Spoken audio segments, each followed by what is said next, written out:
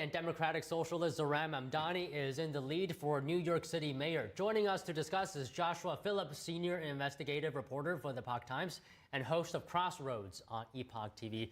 So Josh, thank you for joining us today. Always great to see you. Pleasure. Yeah, so let's talk about socialism, democratic socialism specifically. In your view, how do you feel about whether this has become more popular, more mainstream, or more widely accepted? Well, you know, the Democrats right now are kind of in a difficult position. The Democratic Socialists of America is technically a third party, but they really tried to integrate themselves into the main line of the Democratic Party because they can't win elections. So what they've done over the years, they've infiltrated the Democratic Party, they run under the Democrat ticket, they put their candidates as Democrats, and the Democrats, they haven't really wanted to split their party on behalf of them. The DSA, Democratic Socialist of America elements, though, they represent the more extreme kind of progressive, some might call it, parts of the party. The things representing more outright socialism. The things representing, you know, gender politics, race politics, these are DSA issues. Whereas the old school Democrats used to be more like the big tent. If you go back to, you know, 90s, 2000s, look where the Democrats were. Like Trump used to be a Democrat. RFK Jr., maybe he's still a Democrat. Guys like Joe Rogan used to be Democrats. And so you do have kind of this big tent, 80% in the middle, that represents what the Democratic Party used to be. And some argue that the extreme positions of the DSA, they might work in local elections, but it might be a real gamble for Democrats to run with. Okay, so how would you classify Zoran Mamdani's policies? Zoran Mamdani is going for more, I think, legit socialism. But the reality is he can only do it so much under the existing system. If you want to have real socialism, like pure socialism, you need to dominate everything, which is one of the reasons why socialists often say, well, it wasn't real socialism or it wasn't real communism. Just doing it in New York City, he won't have the ability to fully implement pure socialism. And he's walked back a lot of his statements. He said, for example, that he's not for like defunding the police. People pull up old posts from him. He very often talked about defunding the police. There are some mixed reports over his, you know, government-run, again, I'm going to call them food halls or grocery stores. A lot of media have actually falsely quoted him saying he wants to give free food. Maybe that's part of it because, you know, you could say food stamps are part of that. But what he's talking about are government-run grocery stores that would offer lower prices. The reality is when you do this, it's never sustainable because it messes up the entire free market. What you're likely to have is the lack of the insight into the free market from supply and demand. And you run into the same problems you have in every socialist country, which is the things in demand fly off the shelves, people buy it, people resell it. If he makes it too low of a cost, what's going to happen? You're going to have people, if, for example, it's more expensive in New Jersey, driving into New York, buying it in New York, and reselling it in New Jersey. It's going to upset the entire free market, and you're going to end up with shortages. So can you give us some examples, real-world examples, where his policies are similar to his policies that have been implemented elsewhere, and what has happened? Yeah. So in the United States, there actually have been experiments with, you call them like government-run grocery stores, or sometimes usually they're run by like nonprofits. And what results in it is basically poorly run they close down very quickly, typically. You end up with large amounts of theft, especially if they say they're not going to prosecute or go after crime. People just steal it because why not? You can look at California, where they're experimenting with light on crime policies as it related to like storefronts. And what happened? Right? Anything under like $900 is a misdemeanor. What happens? People go in and they steal everything they want because there's no punishment for it. You end up with resellers. This is one of the issues, for example, that New York has dealt with like cigarette taxes. It creates a massive black market where people just buy it in one place and sell it in another because you have the free market functioning outside the system.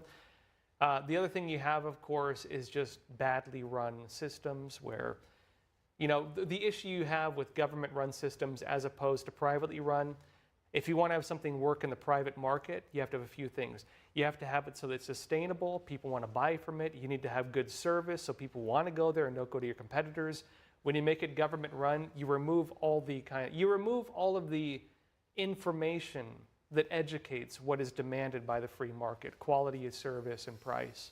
I mean, what are the core fundamental principles of socialism? Is it just free stuff for those of us that is not so well versed in the subject? There are different degrees of socialism. So, on the lighter end of it, there's like state capitalism. Technically, the Nazis, the National Socialist Party, the Nazis in Germany, they were technically like lighter socialism, which was a mixed model economy. They still had some free market principles, but a lot of socialist policies. And the way the Nazis worked is actually closer to the type of socialism light you see a lot of people trying to put in place in the United States. And what was it? Under the Nazis, of course, you had the mixed model economies, what they call state interventionism. And so you'd have, for example, businesses where the government would assign people to run the businesses, and you'd have a partially private, partially public system. That is light socialism. And so actually, again, I'm not talking about the race policies of the Nazis, but the economic policies. A lot of these socialists in America, in terms of economic policy, are closer to the Nazi party. But if you go to like real heavy socialism, that's when you get closer to actual communism. And so heavier socialism is when you get to like Stalinist type policies, breadline type policies. And if you get to that end of it, what is really socialism? Socialism is when you put communism into government. Communism is technically the negation of systems. It is not technically a government program, but you can implement communist policies within it. There are different extents of it. More extreme policies will have things like for like social divisions. More extreme policies will have things on, again, gender policies, agitation policies, where you try to view one person as your enemy, one person as your ally. We have seen this in the United States with gender policies and race policies. Every communist country has some kind of narrative with that, whether it's the evil billionaires or the evil kulaks, like they had, of course, of the wealthy peasants in Soviet Russia, whether it's the Jews like the Nazis had, who are deemed the enemies, whether it's the educated class, for example, in Cambodia, whether it's even in the United States where they called, the cis white male the enemy of the people, or whether now they talk about the evil billionaires as being the enemies of, the markets. So how do you know when socialism has changed into communism? How do you know when communism is here? Well, so this is where a lot of people get confused between socialism and communism. Socialism is the form communism takes when implemented into government. But true communism is only achieved with the negation of systems. So in order to achieve, quote unquote, real communism, the socialist state would need to basically implode. You would need to basically destroy all the existing institutions to, quote unquote, achieve communism. And so communism is not designed to work. It's designed to destroy. When a government becomes communist, they become a socialist government. You could say they're educated or inspired by a communist type, ideology or principle, but it will always be socialism when put into practice. So, and again, there are different degrees of it. I'm not saying Mamdani is going to make New York City full-on communist. He's only going to be able to do it to a certain extent. So you gave examples earlier of how socialism leads to problems, right? And history has shown that over and over. So why do we keep trying it? Well, you'd think people would learn by now. That's my question.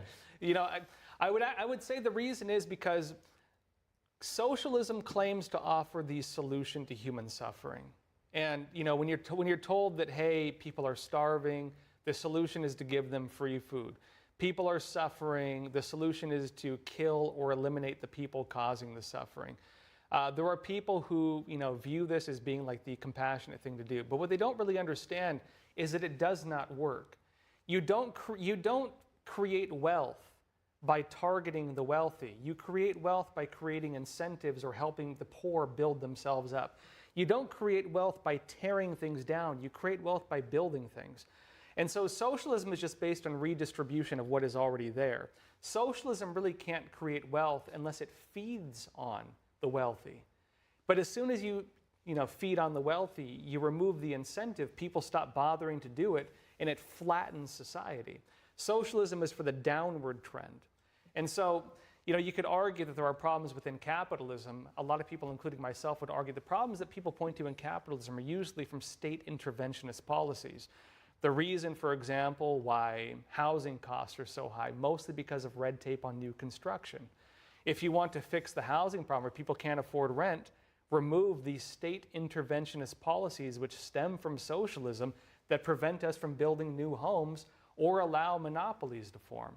If you let the free market function, it means that when there's demand, you create supply, not that you restrict supply, increase demand, and then strangle society through it. So socialism always does not work because it can only work as long as you can feed on the capitalist. Okay, just one last question, Josh. Do you think there will be a big impact, or maybe you don't think there will be a big impact if Mamdani, in fact, wins this race and becomes the next mayor for New York City? There will be a big impact if Mamdani wins. I don't think the impact will be that heavy in New York. And it will be. I mean, it will be to an extent. It's not going to be a whole lot worse than New York was, I think, under COVID, to be honest. Because he's going to be stopped from doing a lot of things because of the risk of losing government funding from the federal level. Trump is probably going to put his foot on the brakes and say, hey, you can't do that. It's probably not going to be a whole lot worse than California, to be honest, where they have a lot of these policies he's talking about already in place. And the other reality, too, is the city council in New York is already very far left. They already practice a lot of these policies. But the bigger impact is actually going to be more for what it means on the midterms and the future of the Democratic Party. Because right now, what do you have? You have really the Democratic Party looking for its new leadership, and you have them looking at AOC and Bernie Sanders, both of whom have been more on the Democratic Socialists of America side. This is really a battle, I think, for the future of the Democratic Party and the types of candidates who they choose as their front runners, which is why Cuomo is pushing back against Mamdani, which is why Nancy Pelosi is pushing back against Mamdani. The Democrats, I think, understand that, yeah, you might have a socialist win in a local election, but it's not going to work for the big ones. And the Democrats, if they go too far to the extreme, which is what the risk is here, they're going to lose the middle. Okay, well, Josh, always well said. Thank you so much for talking to us today. Real pleasure. Thank you. Thank you. Okay, let's take a look at the lineup tonight. Polls are closing in Virginia at 7 p.m. We're watching 3 races in that state, governor, lieutenant governor, and attorney general. In New Jersey, polls are closing at 8 p.m. Voters there are also choosing a new governor. In New York City, polls are closing at 9 p.m. And in California, polls close at 11 p.m. Eastern Time on Prop 50, a pro-Democrat redistricting plan. Make sure you tune in tonight at 7 p.m. to get the latest election results with live analysis from reporters and on-the-ground teams. NTD's Steve Lance and Tiffany Meyer will bring you more on the special live coverage for the biggest races tonight. So tune in to NTD, and that's at 7 p.m. Eastern only right here. Don't miss it. Democrat redistricting is on the ballot in California today, and Maryland has